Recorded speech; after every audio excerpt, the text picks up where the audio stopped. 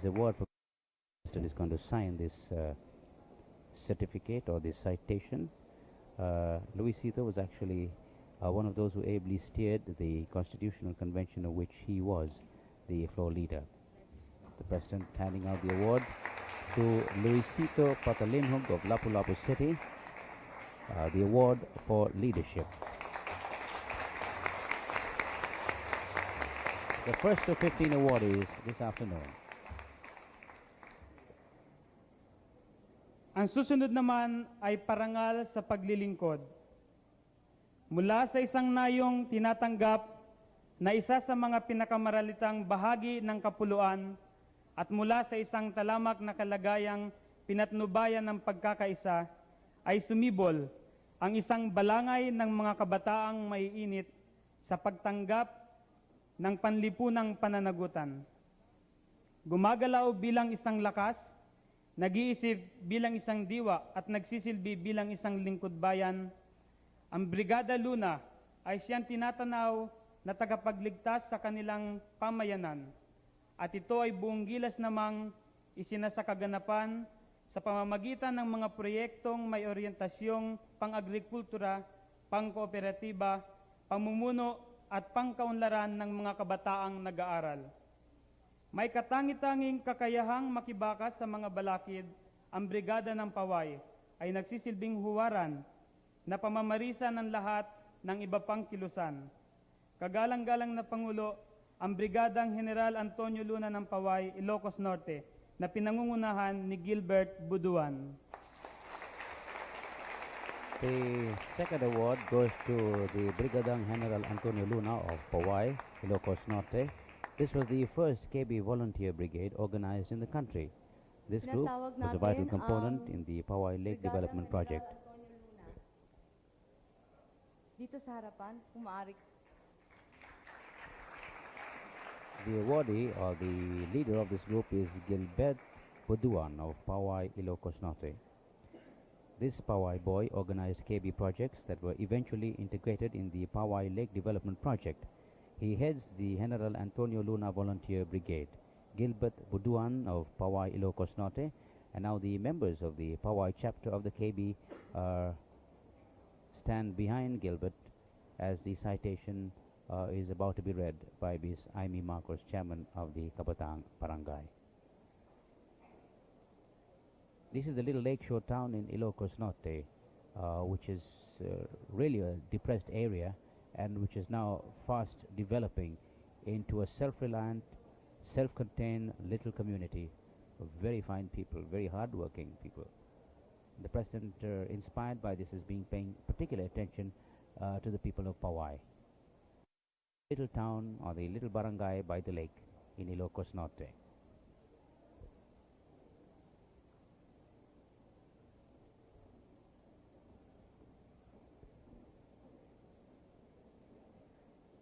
Mostly all the young people in that town, if not all the young people in Paway, are members of the Kabatang Barangay in Paway.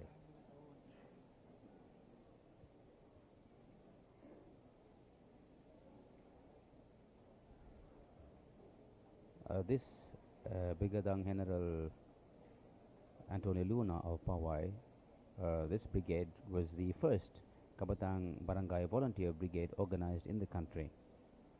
And as we mentioned earlier, this group was a vital component in the Paway Lake Development Project.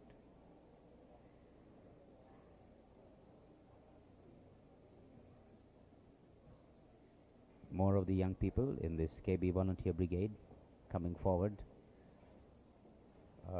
and Gilbert Buduan, if not for his height, would have been sort of lost in this group of KB volunteers. Republika ng Pilipinas, tanggapan ng Pangulo, Pambansang Katipunan ng mga Kabataang Barangay. Ang parangal, Bagong Pilipino, ay malugod na pinagkakaloob sa Brigadang General Antonio Luna ng Paway, Ilocos Norte.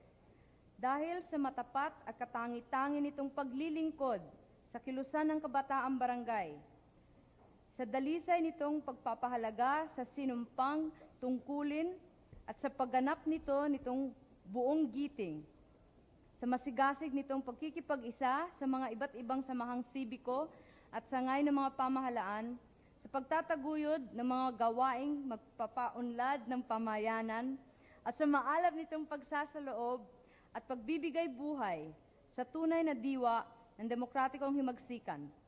Ipinagkaloob ngayong ika-21 ng Setyembre 1977 sa lungsod ng Maynila.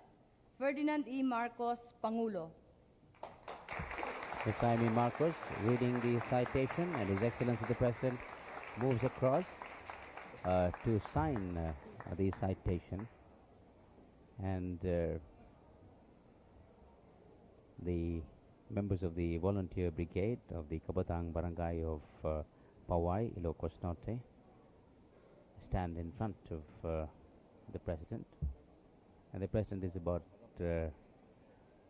moves around. He probably wants to look for Gilbert Buduan, who is the one who organized the KB projects. The President now steps down to move in front of the volunteer brigade from Pawai and goes across to Gilbert Buduan.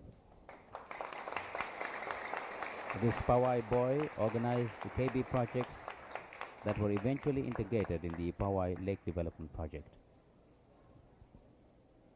And the President stands with Gilbert, calls Jaime to his side so that photographers could get a picture that all of them will treasure.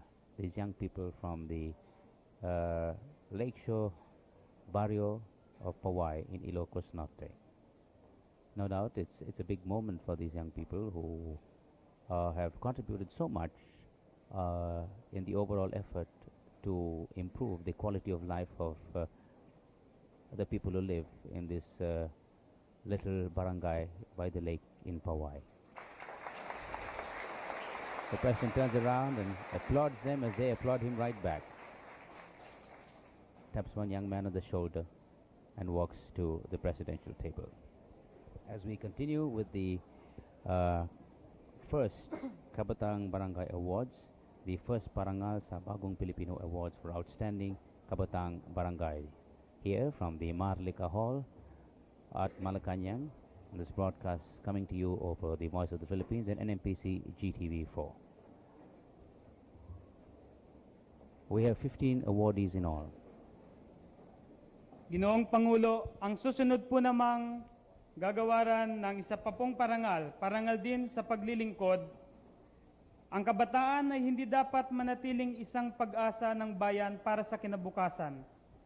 Siya sa kanyang kamurahan ay maaaring maging isang hinog na kaganapan. Siya sa kanyang kapusukan ay maaari rin maging isang kasangkapan ng pambayang banyuhay.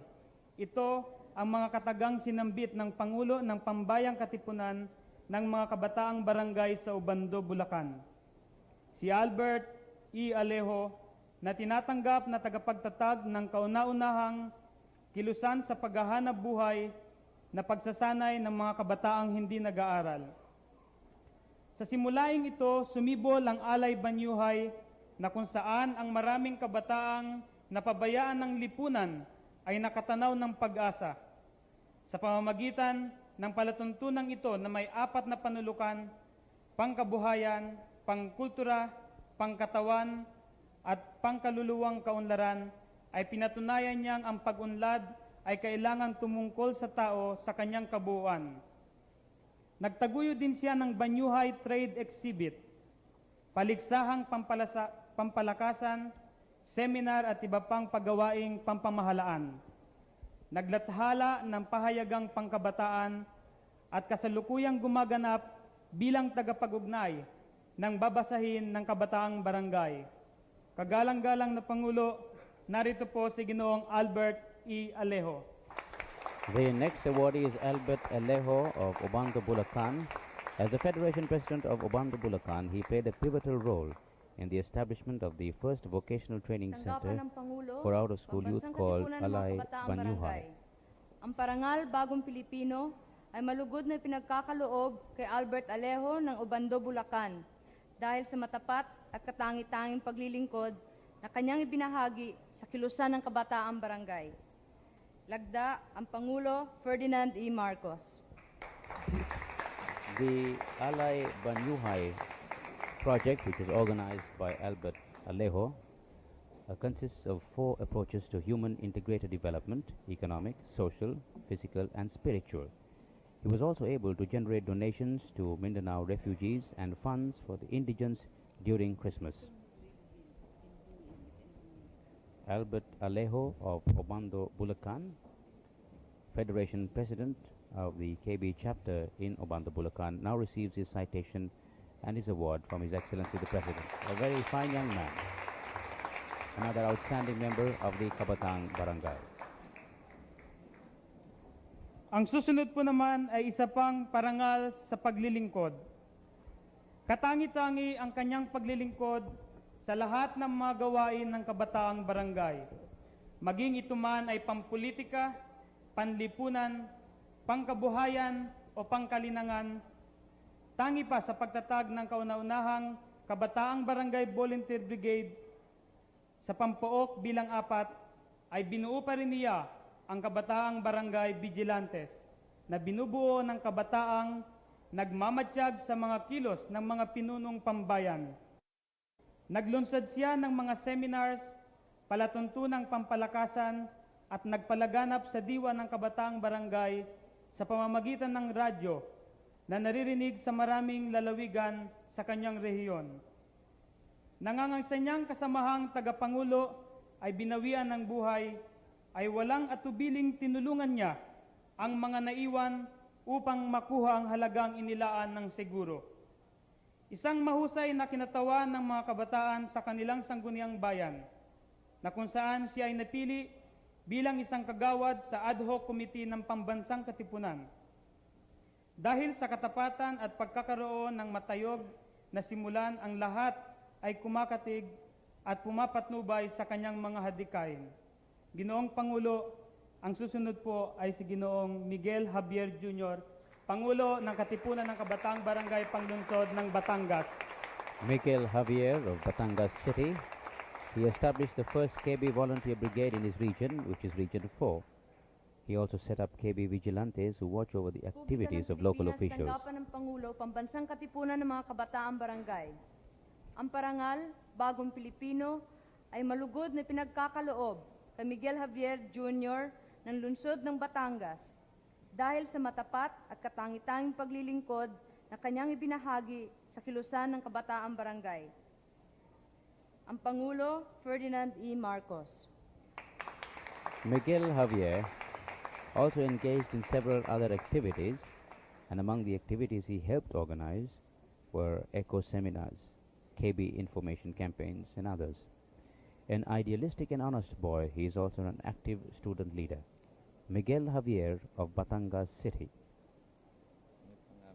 receiving his award and citation from His Excellency the President. As we continue the first Parangal sa Bagong Pilipino Awards for Outstanding Kabataang Barangay.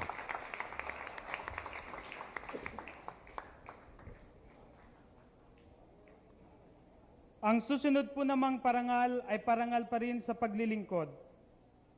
Ang lahat ng pangamba at pag-alinlangan sa kakayahan ng isang kabataan, lalo na ng isang dalagita, ay pawang napawi sa katauhan ni Judy Karunungan.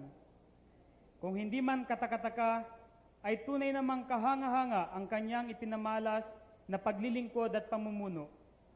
Bukod sa kanyang pagtataguyod sa mga kabataang hindi nag-aaral, ay marami pa rin siyang palatuntunang pinanghawakan.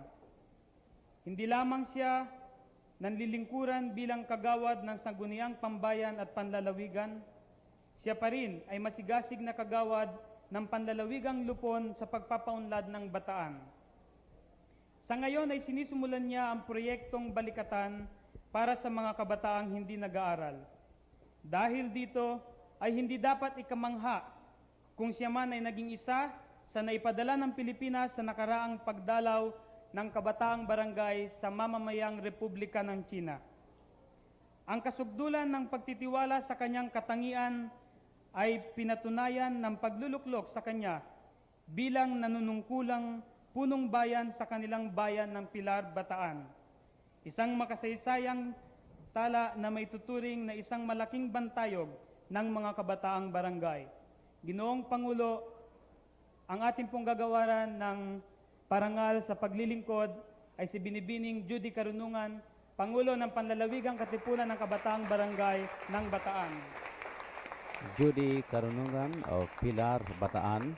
She was the first youth leader to officially sit as the Ang acting parangal, mayor Bagong of Pilar, Pilipino, Bataan. ay malugod na pinagkakaloob kay Judy Karunungan, Mayor ng Pilar, Bataan. Dahil sa matapat at katangi-tanging paglilingkod na kanyang ibinahagi sa kilusan ng Kabataang Barangay. Ang Pangulo, Ferdinand E. Marcos. Judy Karunungan of Pilar, Bataan, the first youth leader to officially sit as the acting mayor of Pilar, Bataan. At present, she is coordinating Project Balikatan, a model farm where out-of-school youth will be trained in agriculture and cooperatives. The President signs the citation, picks up the award, which is a shovel, signifying, in a sense, the need to get back to the soil and to come from the farm, shakes her by the hand, and no doubt this young woman, this outstanding leader from the Kabataang Barangay, is very, very proud at this moment. Ang susunod po naman ay isa pa ring para sa paglilingkod, buhat naman sa timugang bahagi ng ating bansa. Isa ring ginoo na ang mga mataginting na gawain ay hindi nakatakas sa mata ng makatarungang pagpaparangal. Siya ay walang iba kundi si Sula M. Ismael, tagapangulo ng Kabataang Barangay ng Kamabalas, Datupiyang, Maguindanao. Pinamahalaan niya ang panayam na may antas pang barangay. Kaniyang pinangunahan ang patuluyang kampanya sa kalinisan at pagpapaganda ng paligid. Binigyan niya ng kaganapan ang pagpapatayo ng isang abangan o waiting shed sa ilalim ng diwa ng pakikipagbaranggayan at patulong sa sarili. May tatak ng busilak na kalooban, siya ay hindi lamang iginagalang, bagkus ay kinagigiliwan ng sinumang kanyang makaagapay sa paglilingkod. Kinakatawan niya ang pakikipagkapatiran ng mga kababayang Muslim na tunay ring Pilipino. Mahal na Pangulo, ang sugo po ng Katimugan, si Ginoong Sula M. Ismael, na tatanggapin ni Fernando Tejada, ang Pangulo ng Panlalawigang Katipunan ng Kabataang Barangay ng North Cotabato. Sula Ismail of Datupiyang, Maguindanao is not here. Ang parangal, Bagong Pilipino, ay malugod na pinagkakaloob kay Sula M. Ismail, ang Datupiyang, Maguindanao, dahil sa matapat at katangi-tanging paglilingkod na kanyang ibinahagi sa kilusan ng Kabataang Barangay. Ang Pangulo, Ferdinand E. Marcos. Sula Ismail of Datupiyang, Maguindanao is not here. The award is received by another KB member from North Cotabato. This Mindanao lass is a model KB member. As the KB chairman of Dumabalas Datupiyang, Maguindanao, she helped in the conduct of eco seminars, cleanliness and beautification campaigns, and in the construction of Kabataang Barangay waiting sheds.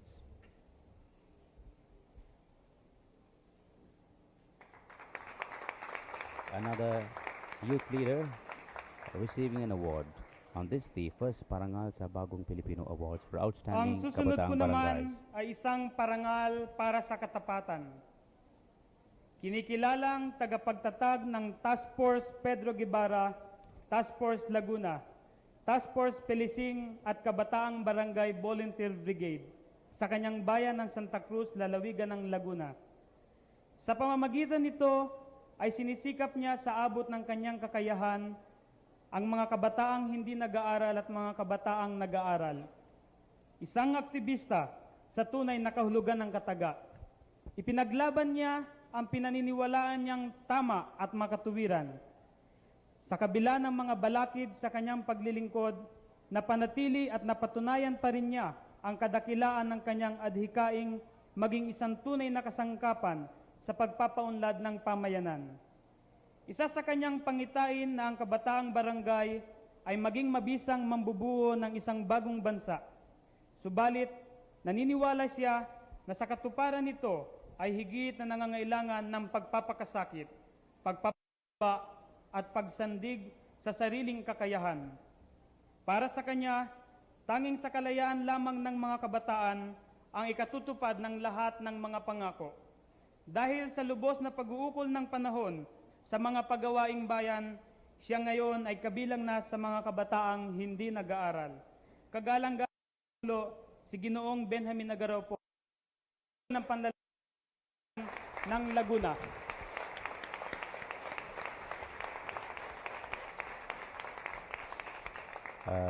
Benjamin Agaraw Jr. of Santa Cruz, Laguna, one of the most active members from Laguna. He organized Task Force Felicing, which served as a link between in-school and out-of-school youth in his hometown. Ay malugod na ipinagkakaloob kay Benjamin Agaraw Jr. ng Santa Cruz, Laguna dahil sa kanyang katapatan at matibay na paninindigan na ipagtanggol ang mga pinagyayamang simulain ng kabataang barangay at adhikain ng demokratikong himagsikan sa marubdob na pananalig sa kakayahan ng mga kabataang makibahagi sa paghubog ng isang bagong bansa at sa walang humpay at walang pagod na pagpapalaganap sa filosofiya ng bagong lipunan.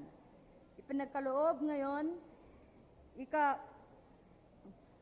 21 ng Setyembre, 1977 sa lungsod ng Maynila, Pangulo Ferdinand E. Marcos. Benjamin Agaraw Jr. of Santa Cruz, Laguna, the next awardee, who envisions the Kabatang Barangay as the real builders of the nation. The President once again walks across and hands over the citation and the award to this young man from Santa Cruz, Laguna.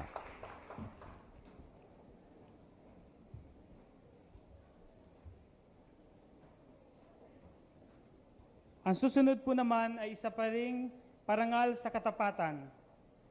Hindi madaling kalagayan ang magkaroon ng matinding pagnanasang makakilos upang makibahagi sa mga gawain pangkaunlaran.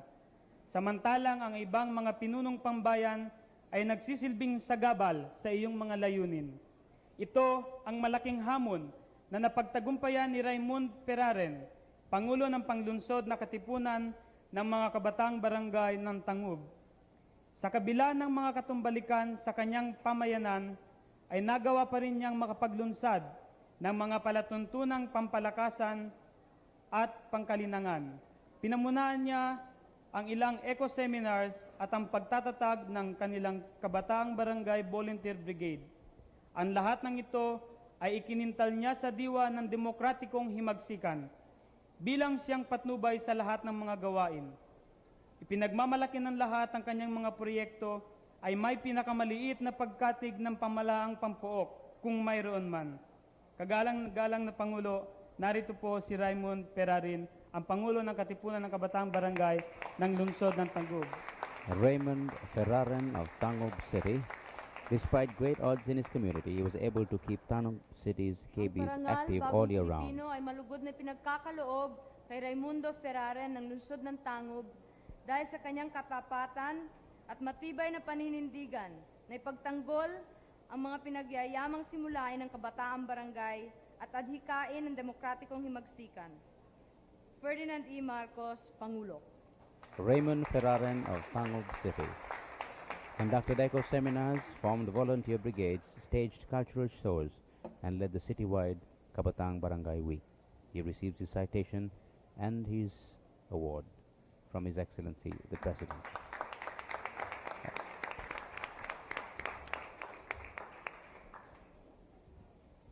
Ang susunod po namang parangal ay para sa kalinangan.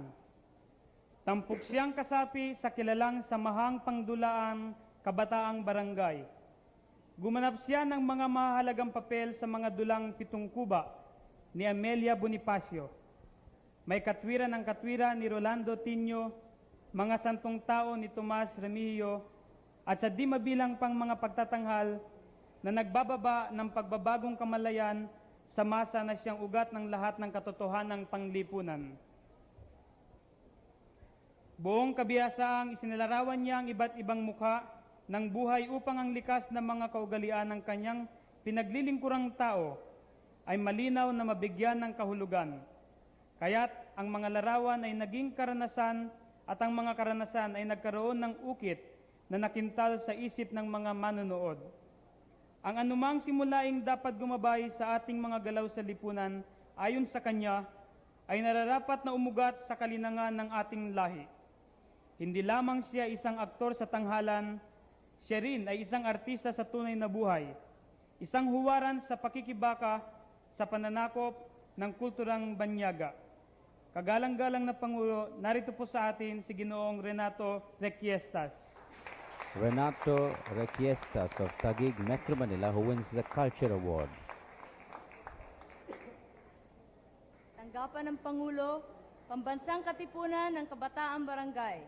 Ang parangal Bagong Pilipino ay malugod na pinagkakaloob kay Renato Requiestas ng Taguig, Kalakhang, Maynila bilang pagkikilala sa kanyang natatanging pagtataguyod sa pambayang kalinangan ng palatandaan ng pagkakaisa ng sambayanang Pilipino sa pagpapayaman at pagpapalaganap ng sariling kultura, tradisyon at mga likas na kaugalian ng ating mga mamamayan at sa kanyang maalab na panuntunan sa ugatin ng mga simulain ng demokratikong himagsikan sa kalinangan ng ating lahi. Ang Pangulo, Ferdinand E. Marcos.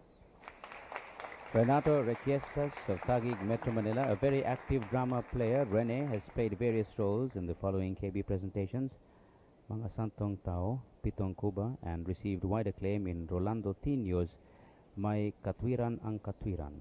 He attended the theatre workshop in the National Arts Center in Mount Makiling. Renato Requiestas of Taguig, Metro Manila.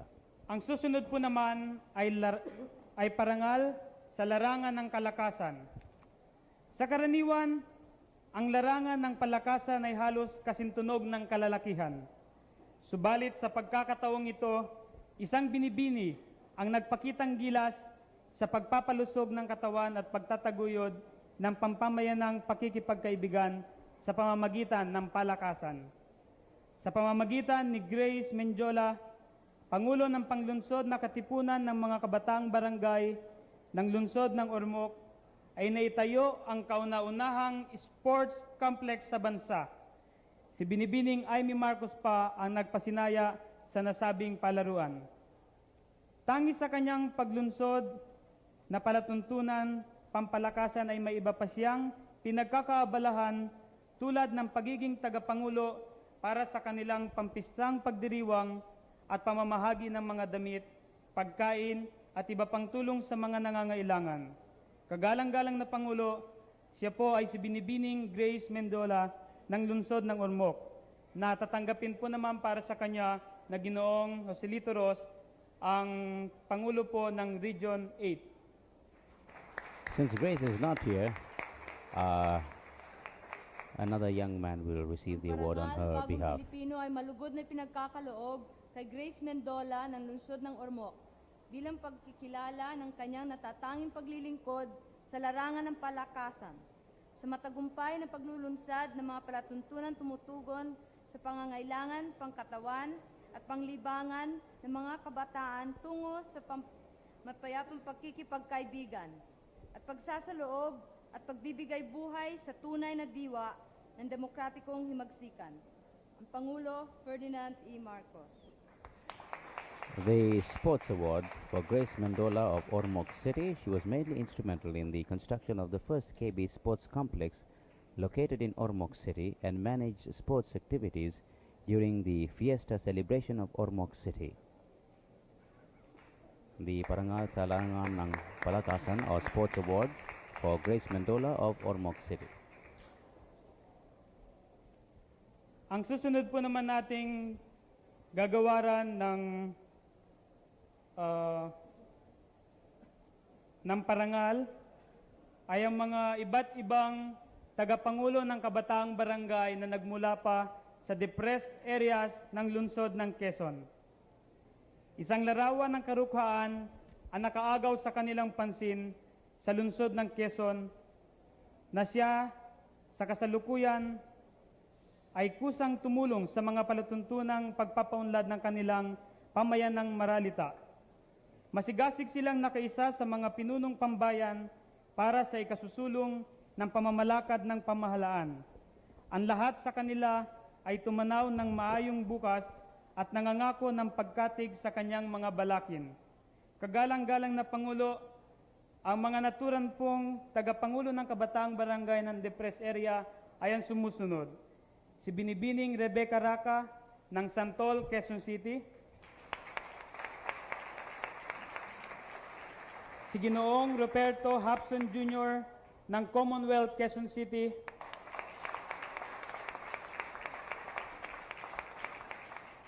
Si Creseta Pumaloy ng Libis, Quezon City. Si Alejandro Navarro Jr. ng Tatalon, Quezon City. At si Ginoong Alexander Araha ng Escopa 1, Quezon City.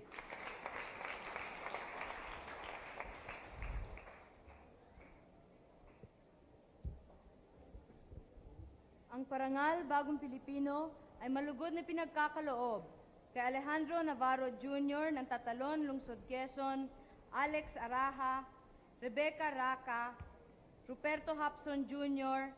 at Creseta Pumaloy. Ang Pangulo, Ferdinand E. Marcos. Ruperto Hapson Jr. of Commonwealth Quezon City organized leadership seminars, drug abuse seminars, sports programs, and conducted campaigns for increased food production, hygiene, and sanitation. Under his leadership, a KB hall was built in Commonwealth. He also Ruperto launched Hapson Alay Jr. Lunas project. Creseta Pumaloy of Libis, Quezon City. She initiated the organization of the Libis dance troupe. She also raised funds for a multipurpose hall in her community. Alexander Araha of Escopa, Quezon City. He is a dynamic KB leader or KB member in the depressed area of Escopa, Quezon City. He led the KBs in conducting seminars for leadership, drug abuse, and cleanliness campaigns. He also encouraged out-of-school youth KBs to learn skills through the various apprenticeship programs like the Batarisan. Alexander Navarro Jr. of Tatalon, Quezon City. This is another young man who is dedicated as a KB member from another depressed area, Tatalon, Quezon City. Alay Lunas sports program and community development were among the projects he organized for his area, which has more share of out-of-school youth than any other district in Quezon City.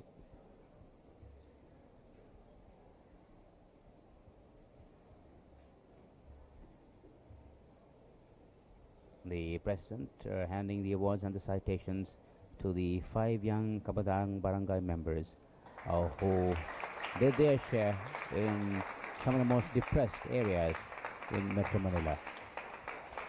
Truly deserving awards for these young people. Ngayon ay tinatawagan ko si Ginoong Gilbert Buduan para sa susunod na bilang.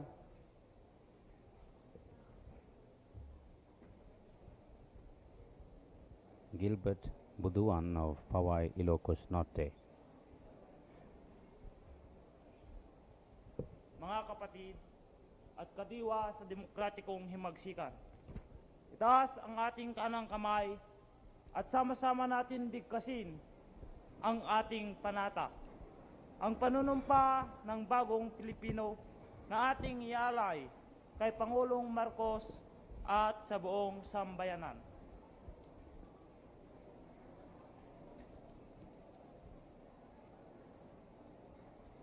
Ako ang bagong Pilipino,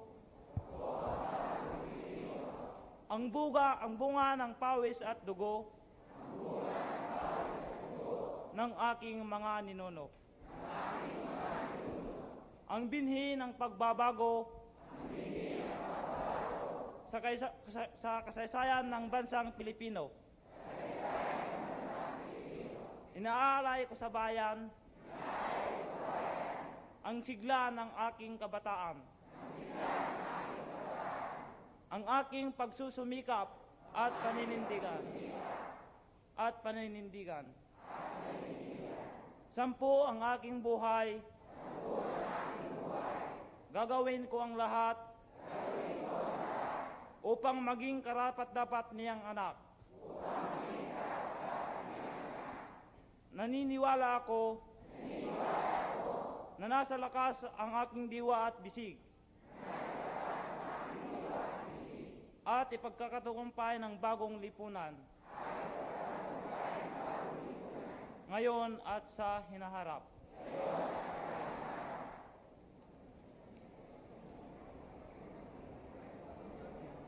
Meron pa.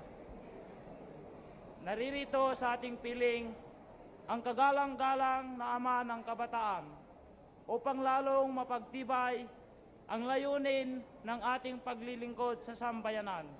Mga kapatid, si Pangulong Ferdinand E. Marcos. The introduction of His Excellency the President, President Ferdinand E. Marcos. Kagalang-galang ang tagapagpakilala, Ginoong Gilbert Butuan, mga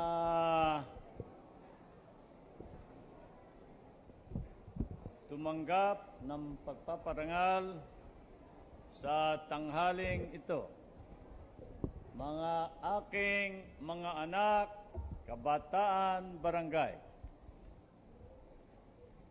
Tayo ay nagkatipon-tipon dito sa kung tawagin Maharlika Hall.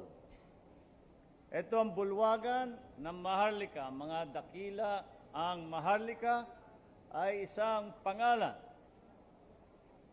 sa mga mandirigmang dakila ng ating mga ninuno.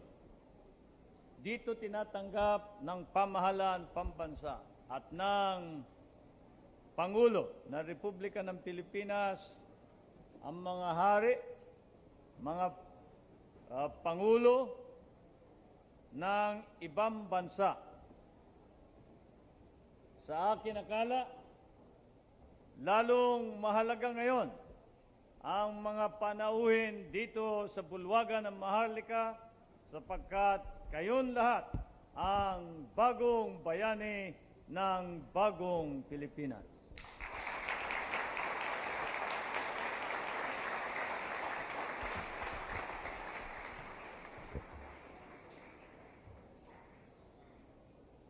Ang isang nanunungkulan at lalo na ang isang pinuno na gaya ng inyong lingkod, pagkatapos ng ilang taon na nanungkulan, ang unang-unang kanyang iniisip at mabigat na binabalikat ay kung maaari ang lahat ng kanyang mga pinaninindigan at sinimulan gawain, lalong-lalo na sa pagtatatag ng isang bagong filosofiya o ideolohiya. Kagaya ng bagong lipunan ay kung maaari ipagpatuloy pagkatapos ng kanyang panunungkulan. Sapagkat ang ating mapayapang himagsikan ay sang-ayon sa ating saligang batas. It was proclaimed in accordance with the constitutional provision of 1935, wherein we said, or rather it the mandate, in case of invasion, insurrection, rebellion, or imminent danger thereof, when the public safety requires it, the President of the Philippines may suspend of the writ of habeas corpus or throughout the Philippines or any part thereof. Kung babasahin mo itong saligang batas, wala kang yaahon na diwa kung hindi yang kapangyarihan na yan sa saligang batas ay ginagamit upang matigil ang ligalig na gawa o kaya pangaagaw ng kapangyarihan ng pamahalaan sa pamagitan ng lakas o kaya himagsikan. This power was originally conceived as a power in order to prevent the use of violence to attain political authority through a rebellion, a coup d'etat, a palace revolt, or any other means which is not authorized by the people through legitimate and regular elections. Ngunit ginamit natin yung kapangyarihan na yan upang mapalitan ang ating buong lipunan. We utilize this power in order to restructure our society, economic, social, and political. Sinimula natin bawiin ang mga dating gawa ng ating mga ninuno. Nagtatag tayo ng barangay. Ngunit ang ginamit natin na batayan niyang bagong barangay ay ang kung tawagin ng mga naunang nanungkulan na Espanyol, barrio. The barrio, which was the original smallest political unit under the Spanish regime, adopted by the Americans. Ngunit, bago dumating ang mga Espanyol at bago dumating ang mga Amerikano, alam ninyo na meron tayong mga barangay. Ang kasaysayan ng mga barangay, kasama riyan ang kung tawagin prototype of democracy o di kaya pagsisimula ng pamahalaan sa pamagitan ng bili ng karamihan. A government set up through the authority of the majority. Ang balita ay noong mga panahon ng mga ating ninuno bago dumating ang Espanyol. Kung ang isang barangay ay humaharap sa digmaan at ang kanilang dato o hari o lakan o chief ay hindi na niya kayang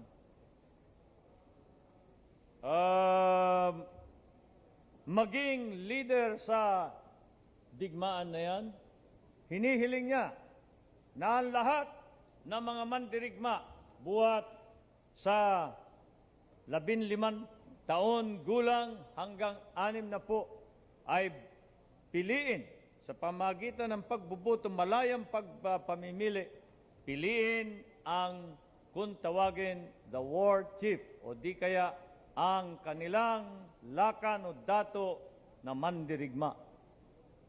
So it is quite obvious that we had the beginnings of a democratic system even before the arrival of the Americans in the Philippines. Bago dumating ang Amerikano at kanilang ideolohiya o di kaya batayan sa kanilang saligang batas na tinatawag nilang liberal democratic system, dito sa Pilipinas ay meron na tayong pagsisimula ng isang pamahalaan sa pamagitan ng pamimili ng karamihan ng mga mamayan sa loob ng barangay. And thus it is that we have established the barangay. However, it is also quite true that the barangay often depended more upon the young than upon the old. Today, we also go back to that tradition. Ito ay isang dating gawa ng Pilipino. Aywan ko ba't kung bakit nung dumating ang mga Espanyol at Amerikano ay nalimutan natin na buhat ng sapul, buhat ng mga araw ng ating ninuno ay ang mga atin, mga matatanda ay ibinibilang ang bawat 15 taon na gulang na mga anak, babae man at lalaki sa mga lahat ng mga sanggunian o councils ng ating mga pamahalaan. Ito ang dahilan kung bakit ko isinama ang mga 15 taon sa mga iba-iba't uring mga sanggunian, pambayan, panglalawigan, panglungsod, at ganon din pampuok. At kasama na rin dyan ang mga kagawad sa Batasan Bayan.